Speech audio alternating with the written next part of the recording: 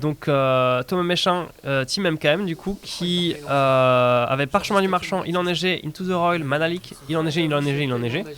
Donc les îles enneigées qui servent pour lentille extraplanaire, en fait, on met une île enneigée sous la lentille et du coup ça ne booste que le mana des îles enneigées. Voilà. Alors après, c'est ambitieux de penser qu'il n'y aura pas d'autres îles enneigées en face. Mine de rien, elles sont chères et du coup il y a vraiment que les high tide qui en jouent et encore pas tous. Mais le Et problème, ça c'est que reste si mieux notre que adversaire n'importe joue quel aussi fichier compagnie, si l'adversaire joue aussi Teferi et aussi anti extraplanaire avec lui, il a des îles normales, mais on profite pas de sa lentille. Oui. Et Bon, alors, est-ce que cas le fait particulier, de vouloir jouer le main game jusqu'à ce point-là soit nécessaire? Je suis pas sûr.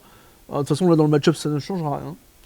Moi je les jouais pas pour le tournoi, ça m'a pas trop handicapé, mais c'est vrai qu'à chaque fois que tu mets une lentille et que genre à Yuriko tu le doubles ses mana, t'es un peu déçu quoi. Ah bah oui, mais c'est un mauvais match-up de base. C'est déjà un mauvais match-up, Voilà. c'est encore pire si t'as pas des îles enneigées quoi. C'est compliqué, mais dans ce cas-là, faut la mettre le tour où on va partir. Ou, voilà. Vraiment, Bah, t'aimais bien la position de cette lentille. Idéalement, c'est toujours ça que tu fais. Malheureusement, parfois, tu es obligé de prendre des risques parce que sinon, tu vas perdre. Tu es obligé de voir, ok, sur quelle ligne est-ce que j'ai potentiellement une victoire, plus que comment est-ce que je tiens. Et parfois, tu es obligé de jouer ta ligne de victoire, même si tu sais que tu prends un risque. Quoi. Ouais. Bon, après, là, les risques, à mon avis, sont extrêmement calculés des deux côtés sur comment on va jouer. On sait à quoi s'attendre. Alors, côté Iname, justement, on a de Cauchemar tir. récurrent, Diamant du Charbon, Polluted Delta, un Marais, une Coalition Relic et un Animate Dead. Ce qui veut dire qu'il n'a. Ah, ici, il a un land, un fetch. Plus son accélérateur. Donc, il est pas mal. L'accélérateur. Il a pas de discard. Son adversaire n'a pas de contre. Si j'ai bien suivi. Alors, il a une. Mais il a un Moons. Et puis, s'il pioche ses lands, il a une main pour faire tes 4 Iname. Avec Coalition Relic et. Ouais, c'est ça. Bah, il faut que ça passe. Faut pas que ce soit Moons. Parce que, à mon avis, si. Bah, il y a il va Manalik jouer derrière pour réceptionner, un donc, diamant à 2 ou une Coalition Relic à 3, il va se prendre une To The Roil. Normalement, c'est ça. Il va se faire des. Ou alors le joueur de Teferi a pas bossé le match-up. Et ça peut se faire surprendre, mais je pense pas. Je pense pas qu'il ait bossé le match-up, mais je pense pas qu'il laisse passer pour autant. Avec des joueurs de ce calibre, normalement, on ne devrait pas se tromper sur les cibles de nos sorts. Et après, de toute façon, qu'on mette le boon sur le caillou à 2 ou le caillou tour 3, bah, c'est peut-être même mieux de le mettre sur celui à 2, comme ça on est sûr de ne pas se prendre directement. C'est Iname Kaltos. Ok, donc il le mettra sur la Collection Relic, probablement. Ou sur Iname s'il décide. Hein. Ah. Donc on joue le pont. Alors, autant tout à l'heure. Alors c'est Présage. C'est Slate of Hand. C'est Passe-Passe, c'est la version DCI du coup. Autant tout à l'heure on disait dans un contrôle, il faut qu'on attende en fait de savoir qu'est-ce qu'on cherche pour jouer Passe-Passe. Ouais. Autant dans combo on sait déjà ce qu'on cherche, c'est la combo. C'est ce qu'il cherche, exactement. Et du coup c'est. Cette façon-là, je sais pas. Donc là il met pas le Into the Roil maintenant. C'est prendre un risque. Je trouve pas. Si il part avec Messe Noire, là il part, alors qu'il ne partirait pas si. Il a un contre. Oui, il a Manalik. Ah, il a Manalik, ok. Donc là, à mon avis, c'est Manalik qu'il faut jouer. Bah, soit il pose sa Manalik maintenant, soit il la garde pour Iname. Mais maintenant, il sait que. Je pense que maintenant c'est bien parce qu'on sait pas ce qui va se passer derrière. Parce que si derrière, c'est. On peut utiliser une Into the Roil pour piocher. Donc là, il a accepté de le laisser se résoudre. Il a accepté de le laisser se résoudre. Donc il va peut-être vouloir le bouncer. Donc ça veut dire qu'on va rien jouer à son tour pour le joueur de Teferi, a priori à part une île, pour se garder la leak up. Et là, par contre, peut-être, potentiellement, selon ce que joue le joueur de Dynamé, potentiellement le bounce en fin de tour. Ouais, après, le bounce en fin de tour, ça veut dire que tu sais direct que tu fais du CDA. Il a deux bounce. En fait. Il sait qu'il a le. On a vu le Into the Roil, il a une Screening Rift. Là, tu vois, typiquement, même si il booste la Collection Relic, il y a 5 mana. Donc il sait, tu vois, que ça peut venir. Donc là, ça sert à rien de mooncer, effectivement, mais il va le faire quand même. Parce que c'est un joueur qui n'aime pas les Collection Relic. Ben, ça va dépendre vachement de s'il ou pas. C'est une habitude de cube. Après, je pense que Thomas est bien conscient de ce qu'on doit trouver et du tempo qu'il est prêt à accorder à ça. Donc il a son Eugene qu'il a pioché. Donc il a un kill. Alors il est pas prêt de le jouer, mais ouais, il a son kill. Il est pas prêt de le jouer, mais s'il pioche High Tide au prochain tour, c'est la win. Après, je crois qu'il a remis la carte sur le dessus avec le Preordain. Le Preordain, non, il a mis les deux en dessous. Il a mis les deux en dessous ? Ouais. Ok. Et Parchemin du Marchand. Donc il là, décide. High Tide, 99% de chance. Ce qui veut dire qu'il décide d'ignorer le Iname. Donc je sais pas s'il a pioché d'autres trucs pertinents. Alors, mais c'est assez intéressant. Il a son Ugin. Moi, ça me ferait bien rire que le joueur d'Iname lui mette une discard. Je pense Mind Twist, ça aurait été dramatique là. C'était la fin de la game. Bah, 5 cartes au hasard, il restait 2 cartes en 1. C'était pas joli. Hein. Ah bah, même avec. Tu gardes quoi? Tu gardes High Tide plus Ugin et t'espères passer? Je suis même pas sûr que ça passe. Tu joues High Tide, t'as pas deal en fait. S'il a pioché The Chain Veil, en fait, s'il a trouvé son Chain Veil à un moment et qu'on l'a pas vu, et qu'il garde les deux, c'est GG. Hein. Je suis pas sûr. Bon, en l'occurrence là, faut qu'il change c'est ce qu'on disait. Donc Iname arrive, son trigger, il va chercher tous les esprits de son deck, il va les mettre dans son cimetière. Pas de discrimination dans les esprits, hein, on s'en fiche. Donc en gros il met tout. On rappelle aussi que Eric du coup c'est un joueur d'Iname très régulier en fait parce que ça fait énormément de zap qui fait tout le temps avec Iname. Il y a deux gros joueurs d'Iname qui viennent au zap et ils alternent en fait. Hein. Okay. On n'a jamais les deux sur le même tournoi. Quand même, il me semble qu'on n'a pas eu les deux sur le même tournoi avec le même deck en tout cas. Par contre là la question à se poser c'est quel va être le plan de jeu d'Iname? Parce que là on a mis ses esprits dans le cimetière.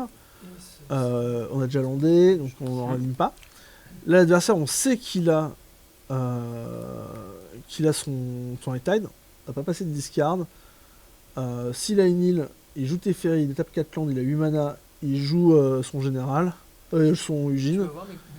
Et on fait directement un +2, je pense. Ouais. Ce que je comprends pas, c'est. Et après, on peut exiler tout le board de l'esprit qui serait ranimé. Bah, il y a ça, et c'est peut-être son plan. Maintenant, ce qui m'étonne, c'est que Thomas réfléchisse autant. Donc, à voir ce qu'il avait en tête, lui, s'il prévoyait justement genre le Masréa, il le laisse passer, il prend cher. Il a joué Cyclonic Rift ou il a joué. Il a joué Cyclonic Rift. Il a joué Cyclonic Rift.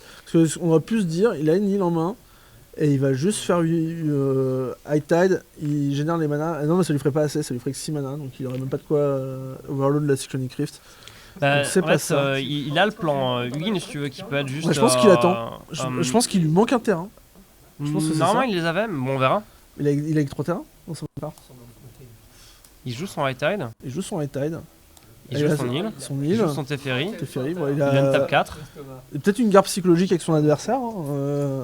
On fait exprès de prendre son temps à réfléchir déjà pour être sûr de faire le bon play. Ça, je pense qu'il y a une grosse part de calcul. Mais aussi, ça met la pression à l'adversaire parce qu'on ne fait rien. Et on réfléchit, on regarde ses cartes, on les remélange un peu. Là, le souci que je vois, c'est il fait pas grand chose avec son mana. Le problème, c'est qu'il va pas faire moins 6 sur Ugin. S'il fait moins 6 sur Ugin, il faut pas faire moins 6. S'il fait +2, il va quand même se prendre une sauce à 4, plus les esprits célérité, c'est la merde aussi. Mais les esprits on passe tous à je sais pas pourquoi est-ce qu'il a fait ce play là, mais il reste peut-être une surprise, je connais pas toute sa main. Après, c'est peut-être pas Ugin. Parce que caster Ugin et faire un -6, c'est nul à chier parce qu'on exile son Teferi. Hein. C'est perdre tout l'avantage de tempo qu'on a eu grâce à High Bah non, c'est vraiment de la daube. Hein. C'est là où je comprends pas bien ce play. Ugin est trop petit pour tous les esprits qu'il y a dans le cimetière. Je pense qu'il faut faire Ugin, 1+2 et il passe à 20 son adversaire. Digo. Ok. Il prépare son compte, là, son boost, mais... Là, c'est très... Bon. C'est très conservateur. Et moi, le plan de jeu que je voyais avec Ugin, c'est que s'il était sur table, c'est extrêmement facile de tanker la phase d'attaque et d'exiler après.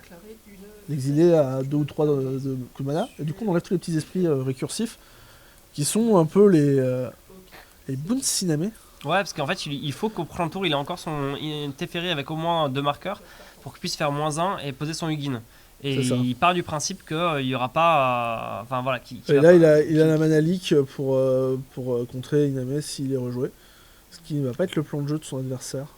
De toute façon, aucun intérêt à rejouer Iname. Ben ouais, maintenant, Iname c'est une 4-4 pour 6. C'est une 4 pour 6, il n'y a plus d'esprit dans ce deck. Il fait 6 mana et joue Animate Dead en ciblant. On sait pas quoi encore. Peut-être Benjamin l'info. C'est quoi la cible du Animate Dead? Est-ce qu'on l'a? Il va nous le donner, ouais. Est-ce qu'on peut l'avoir? Parce que c'est important de savoir parce que il y a une mana leak qui est lancée. Alors, là selon la cible... Donc il veut s'assurer qu'il paye 3 de plus. Et là il dit, bah non je m'en fous, je paye pas 3 de plus. Et il sort c'est Mind Twist? Je sais pas, là je reconnais pas les cartes. C'est Mind Twist, ouais. C'est Mind Twist à 3. Il perd toute sa main. C'est la fin du monde. Il perd un marqueur sur Teferi. Ça va être très compliqué. Et ça, on vous disait, c'est un deck qui est quand même très très fort contre combo en fait, parce qu'on attaque sur plein d'angles de Mais en fait, différents.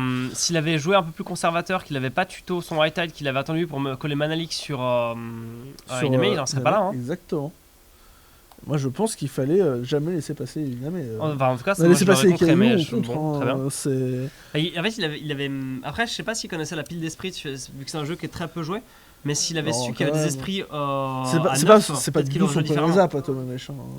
Après, alors peut-être qu'il ne jouait pas à l'époque où Iname était joué parce que c'était joué en compte point de vie. Bah peut-être parce que du coup, s'il savait pas qu'il y avait des esprits à 9 et compagnie, en partant là, il se disait peut-être bon, je peux tout virer sur Ugine et je suis bien quoi. Une Tuturak, hop, les 2 cartes disparaissent. Alors il y avait Traîtrise et. Aïe. Oh, c'est pas si catastrophique que ça parce que pour l'instant il n'y a toujours qu'une 1 sur le board. Alors, par contre, il y a un différentiel de mana. Pourquoi est-ce qu'il a pas Muddle the Mixture, une Tuturak pour garder sa Traîtrise? Alors ça, je n'en sais rien. Il faudra lui poser la question après game. Je comprends pas dans cette game. Et peut-être. Alors là, moi je pense que c'est psychologique. On a Thomas Méchin qui s'est pris un Mind Twist. Mind Twist qui a été résolu, qui lui a vidé toute sa main. Son plan de jeu vient de tomber à l'eau. Il est peut-être un petit peu tilté, un petit peu. Il n'avait pas forcément bien réfléchi. Il s'est dit que cette traîtrise lui servira à rien, peut-être. Pourtant, la cible, elle est là. Hein. Il fallait contrer. Ouais, mais si derrière il forçait un truc sur Godot, c'était pas moche. Hein. Alors, qu'est-ce qui a été ranimé? Il a chopé Exhaustion qui fait passer le prochain dégagement des artefacts et des créatures. Enfin, des terrains et des créatures. Donc, ouais, il n'y aura plus que 2 mana au prochain tour.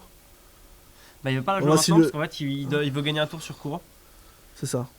Alors, Kuro Pitlord, ça a combien de force? Est-ce que tu te rappelles? Je crois que c'est 9. Hein. Je crois que c'est 9-9. Je sais pas, le stream, vous allez avoir de toute façon les cartes. Hein, non, ouais, c'est bien 9-9. Ah, c'est une 9-9, donc là, c'est des gros dégâts. Un Emerald Cul qui est casté. Non, c'est une lentille extraplanaire. C'est la violence. Hein. On joue Exhaustion. Ah non, c'est Pique qui était joué. Ouais, Pique. Ça, ouais, Pique. Ah, donc c'était pas Exhaustion. C'était pas Exhaustion. Tu vois, t'es feinté par les cartes les foils et tout, school, les foils, les machins. Dès que ça pipe un peu, nos joueurs sont perdus. Les castors aussi, hein, vous inquiétez pas. C'est encore pire à la caméra que dans les games. Donc elle était bien là, c'est juste il a pioché autre chose sur sa Remand en fait. C'est ça. Et donc là il a Exhaustion, donc les créatures... Qui fait un Tamok, et il pourra pas payer pour son Kuro pour le garder. Il paye pas sur le Kuro. Et il a que 2 mana. Il gagne du temps. Mais 2 mana c'est peut-être suffisant. D'ailleurs l'exhaustion elle devrait être dans le cimetière, hein, mais bon, autant la laisser en jeu pour bien montrer à son adversaire comment on veut le tuer. Donc il a pioché sur sa lentille prismatique. Là on se retrouve dans une situation où le joueur de Teferi doit payer 8 pour jouer Teferi. Ouais. Ça arrivera pas avant au moins 2 tours, et en 2 tours on a le temps de réanimer. Encore, et encore, et encore. Là normalement il est à moins de 10 points de vie, mais peut-être qu'on se trompe, il était à 11. On va voir l'info qui nous arrive. En tout cas, cauchemar récurrent qui va continuer à ramener plein de trucs. Il me semble. Ouais. Parce que ça fait. Mais je pense que c'était la première phase qui se prenait. Donc ou alors ils ont tapé dans Teferi. Ils tapaient dans Teferi c'est pour ça alors. Depuis le début. C'est pour ça que la Bulga ça n'a pas lassé. Là, il vire le Nether Traitor. C'est cauchemar récurrent là qui est utilisé. Il prend celui qui a faim là sur cauchemar récurrent. Et du coup, il va. Là, il va pouvoir s'attaquer à sa main.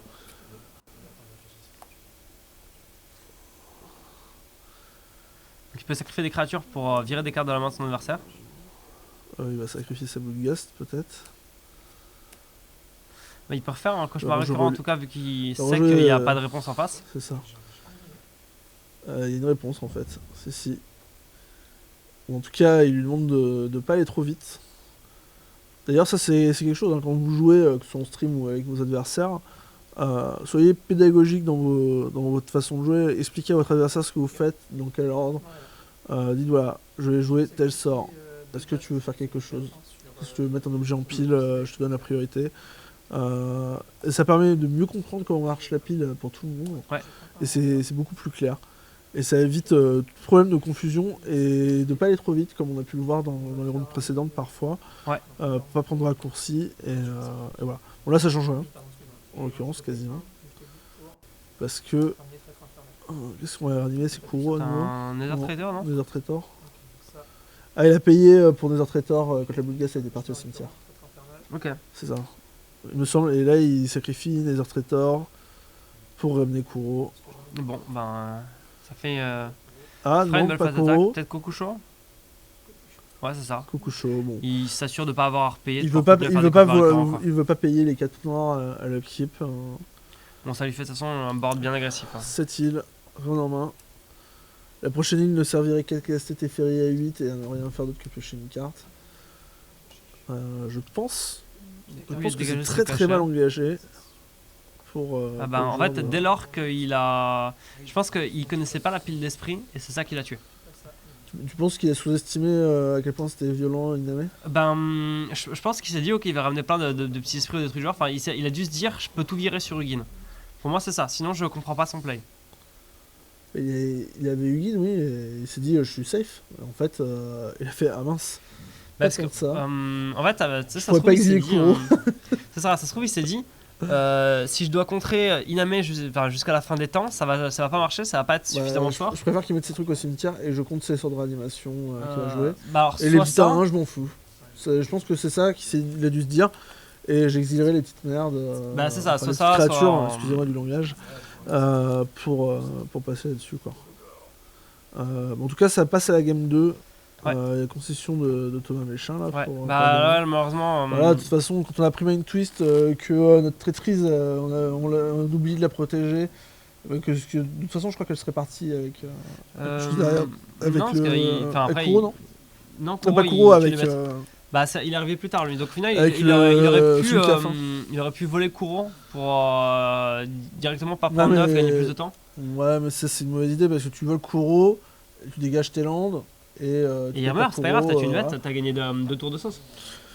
Je suis pas persuadé que ce soit la meilleure cible, par contre, voilà, après, fallait la garder cette traîtrise. Ah, c'est sûr que éventuellement, s'il peut choper une Kokusho ou un truc du genre, c'est plus intéressant. Mais... C'est ça. Ou un lui qui a faim, ou ce genre de choses qui vont être des bêtes un peu moins grosses. Ouais. Plus grosses que les 1-1 distorsion et 2-1 qui peuvent pas bloquer l'adversaire. Ouais. Après, s'il commence à avoir Kuro sur le board et d'autres bêtes, même s'il essaie de voler d'autres bêtes, Iname a largement les points de vie pour payer et tuer sa bête en réponse. Donc, Après, alors j'ai pas vu, il joue pas Urborg le joueur de. Si, il joue Urborg, mais il joue pas Coffre. Il joue pas Coffre, mais il joue Urborg. Donc faut imaginer aussi que si son adversaire avait eu Urborg, il aurait pu voler Kuro et payer le mana. C'est vrai. Ça aurait pu être classe. Parce que, alors on le rappelle, je sais pas si vous êtes tous familiers avec ça, les règles de Commander ont changé il y a presque années maintenant. Avant, en compte dit, on pouvait pas payer du mana autre que l'identité de couleur de notre général. Et donc c'était impossible de mettre du mana coloré autre que, par exemple pour le jour de Teferi, autre que bleu dans sa réserve. Et du coup ça marchait pour Zedru, il y avait une carte qui voilà, tout ce que tu produis c'est du blanc. C'est ça, on changeait les types de tout le monde et les gens faisaient plus rien. Et le mana en question, il n'était pas coloré, il devenait incolore. Là maintenant les règles ont changé, on peut ajouter du mana d'autres couleurs que celle de son général.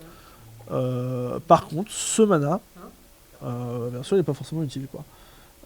Mais du coup, ça se fait que on peut quand même jouer des sorts grâce au mana de Blood Moon. On peut arriver à faire des choses. C'est coloré. Et par exemple, sous Blood Moon, on peut payer des Chain Lightning. Tout à fait. Du coup, payer un Kuro qu'on aurait volé à l'autre avec la capacité d'un Urborg qu'on jouerait nous-mêmes parce qu'on a le droit de le jouer, qu'on en a deux, ou que l'adversaire jouerait. Ça une autre cette couleur. Voilà. Après, c'est pas conseillé de le jouer dans un deck mono bleu, ça sert pas à grand chose. Je l'ai déjà vu jouer dans des mono verts qui jouent beaucoup genre des Maze, des. Oui, si on joue Maze of It, et qu'on est très léger en land dans le deck, ça peut se concevoir. Ah. Maze of It, Glacial Chasm, etc., ça peut rentrer dans les choses à considérer.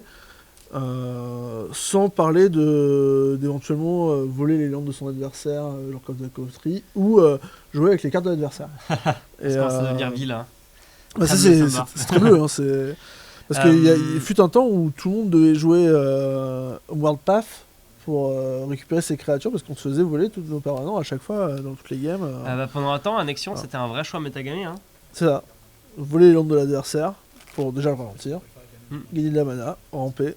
Pour répondre à Merlin Malin, il y a bien des amis de tout dans la salle, il y en a 5. Voilà, et ils sont pas en table haute. Non, malheureusement. Ou moyennement haute. Après, la prochaine ronde, on risque fort de ne pas avoir quelqu'un qui est 6-0. Parce que là, on va arriver dans un très faible nombre de joueurs invaincus. Mm. Et potentiellement des gens qu'on a déjà streamé. Par exemple, Bah, là, le gagnant de cette ronde-là, qu'on a en stream, enfin de cette partie-là, va sûrement être parmi les 2 ou 3 joueurs qui seront invaincus. Je crois que j'ai vu Time Twister dans sa main de départ. Voilà.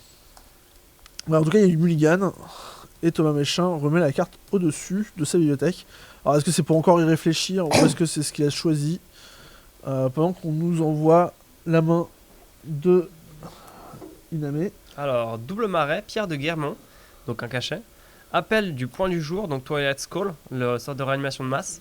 Pierre de l'esprit, 6. ancienne tombe, verdant de catacombe. Alors là, c'est que Ouh là là. du mana. Donc il a pioché Après, Sotis sur son premier la tour. saisie qui fait Et plaisir. il vire directement Time Twister. Bon, Il oui, voit pique. Autant se virer la carte à 1000 € du P9 de son adversaire. Il voit du coup pique Land Preordain. Et là, c'est un échange complet d'informations entre les deux joueurs. Voilà, bah, vous avez pu voir la main du joueur de Teferi, mais on vous la redonne. Donc 3 îles, pique, passe-passe à Time Twister. Et une carte inconnue sur le dessus de la bibliothèque qu'il a pioché au deuxième tour. Et du coup, Merlin Malin, Enfin, au premier s'il tour y a un avec, Aminatou qui est relativement haut dans les tables, on le streamera. Mais on essayait surtout en fait, de prendre des decks full exotiques en matinée, quand il n'y avait pas encore vraiment des decks qui étaient en table haute. Maintenant qu'il y a vraiment des tables hautes, on essaie de privilégier les decks qui sont un petit peu plus hauts. Là, mettre des gens qui auraient une draw, ça ne nous dérange pas. Ou une défaite éventuellement. Là, streamer quelqu'un qui a 5-1, c'est pas gênant. Mais aller chercher quelqu'un qui en tape 70 pour le faire passer parce que le deck a l'air fun, souvent c'est pas que le deck qui est responsable du positionnement dans les tables. Et malheureusement, ça peut jouer un truc pas très amusant à regarder, quoi. Alors après, on avait eu de la Traxa, il y a quelqu'un qui t'a Traxa à 4-0 tout à l'heure. Vu qu'il a fait avec tour les 2 double cachet, cachets. Là, c'est tour 3 Iname. Tour 3 Iname, avec l'ancienne tombe. Et c'est contré. Ah, c'est Memory Lapse ? C'est contré avec... C'est un Memory Lapse. Heureusement, c'est l'un des meilleurs contres alors en fait, là, à jouer sur un général. Bah, c'est un des meilleurs à jouer sur un général, sauf dans le cas d'Iname. Où là, c'est voile de Il essaie de chaîne. partir en turbo voile de chaîne, il a plus de temps là. Bah, j'espère qu'il va pouvoir caster Teferi au prochain tour. Sinon, J'ai pas c'est vu la l'High défaite. Tide, Moi non sinon plus. il l'aurait déjà gagné. Donc, Alors, on rappelle pour ceux qui savent pas, voile de chaîne et Teferi, on va dégager voile de chaîne, 3 landes, réactiver voile de chaîne, etc. voilà, on fait mana Faire infini, du capacité mana d'arpenteur infini. infini, produire des capacités d'arpenteur, et en fait on va tuer notre Teferi dans la boucle pour dégager, et on va rejouer Teferi, mais sauf qu'on aura encore du mana en pool, et on va recommencer. Par contre, il faut que nos îles produisent 2. Voilà, sinon ça marche pas. Bah, que c'est ça, où il faut avoir monolithe de l'activation, basalte ou quelque chose. l'activation, Mais, ça coûte 4, c'est ça? L'activation du, oui, tout à fait. du voile de chaîne, et Teferi commence à 5 marqueurs. On utilise le premier marqueur pour dégager les 4 îles pour pouvoir jouer le voile de chaîne et activer. Alors, on rejoue notre Iname, on cherche tous les esprits. C'est ça. Il nous a juste mis le texte de voile de chaîne, mais c'est Oui, on connaît par cœur. ça. Pour le On coup, je l'ai connaît- suffisamment joué. On connaît très très bien la carte. Surtout que là, c'est... Ouh, est-ce que j'ai pas vu un high tide dans sa main? Mais s'il a high tide dans sa main, pourquoi est-ce qu'il a pas déjà gagné? Parce qu'il est stressé. Je pense que c'est pas High-Tide que tu as vu. J'ai peut-être halluciné, ouais. Mais si tout prochain il sort high tide, je suis là genre. Ah, peut-être qu'il va le piocher. Et après, on pourra poser la question aux joueurs, est-ce que tu as slopé ton High-Tide Est-ce que... c'est pas du tout un High-Tide. C'est pour ça que tu as vu un High-Tide. C'est que ça n'a pas l'air d'être un High-Tide. Hein. C'est une carte bleue, Oui, ancien Ataraxie, design. voile peut marcher sans tide si t'as suffisamment de terrain, si tu as monolithe de basalte ou des trucs du genre. Ou l'anti-extraplanaire, ou voilà. En fait, il faut que tu puisses générer au moins 5 mana, je crois, ça, sur le table de permanent. Sachant qu'il y a un des permanents, c'est le voile de chaîne. Bah, en fait, si t'as suffisamment de mana, quand tu vides Teferi, après t'as suffisamment de capacité en plus. Voilà, chaque fois que tu une le fois que tu recastes, le ça lances une fois, Il faut vraiment avoir le mana sur table. tu l'actives 1 milliard de fois, et voilà. Mais par contre, ça demande d'avoir des landes qui font 2 mana au début. C'est très triste, voilà. ok. C'est très Après, triste. il C'est chope chaud que t'as vu. pas. Il chope Iname. Alors, c'est bien. Ça permet de passe à bloquer 16 du les coup. premiers. Mais alors, par contre, c'est pas suffisant. Et son adversaire va faire tout l'high call. C'est sûr et certain. Pourquoi se priver, hein? Et juste il ranime à l'upkeep, hein, ça c'est normal. Alors il y a une carte en main pour le joueur de Teferi. Il essaie de jouer César, il s'est dit bon bah je pose le voile de Shan et j'espère très fort de trouver un. Alors j'ai pas vu ce qu'il a pioché ce tour-ci. Il avait déjà son île et sa tricherie. Maintenant, est-ce qu'on va avoir besoin d'aller plus loin ou pas? Donc là c'est... Alors le texte de cette carte c'est on va ranimer tout ce qui est dans les cimetières de tout le monde. Voilà. Tout simplement. Et là c'est le moment où c'est une mort vivante mais sans le rasage de borne. Il va lui pourrir sa main. Et il lui reste 2 mana. Et bon, la main, si c'est un land, ça va pas faire grand chose. Et surtout, on va détruire les damés en le ciblant. Et bon, après, on va voir hein, ce qui va être fait. Mais ça va être pénible pour le joueur de Teferi cette. En fait, c'est relativement simple, c'est qu'il faut qu'il top deck High Tide ou Lentille. Non, Lentille se passe pas, parce qu'il va perdre sa possibilité de choper un land. Donc là, il faut qu'il trouve un moyen de choper High Tide. S'il tombe sur un ponder ou un truc du genre qui lui trouve son High Tide, ça fonctionne, mais c'est... s'il a un land en main et qu'il a Lentille, il va se le faire. il aura 6 mana. Hein. Celui qui a faim, il mange aussi les lands ou pas? Je crois pas.